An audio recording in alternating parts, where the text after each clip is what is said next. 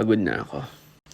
Yung mga ganong linyahan lagi kong nababasa sa Facebook, sa stories, sa posts, sa notes.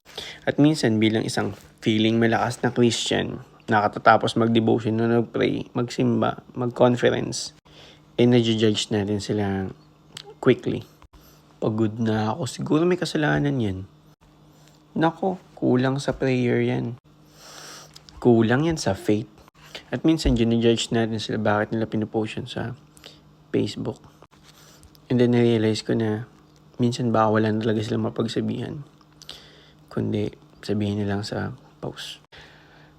At kapag may nagsabi nun, alam ko pagod talaga yun. Nanghihina, napupuno. At instead na ginajudge ko sila, inuunawa ko. Kasi, totoo talaga, pagod sila.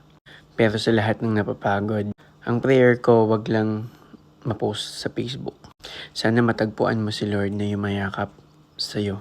Siya ang maging kapahingahan, siya ang maging kapayapaan, siya ang maging kasagutan sa lahat ng anumang pinagdaraanan mo ngayon. So kung ikaw to ngayon na pagod, worn out, empty, burn out, pwede ba natin sabihin, okay lang mapagod? Okay lang mapagod. No judgment. Lahat tayo napapagod. After nito, close mo na yung cellphone mo. Start praying. Or start reading His Word. Kung pagod tayo, siya lang yung kailangan natin. This is day 58 of A Little Reminder. See you tomorrow.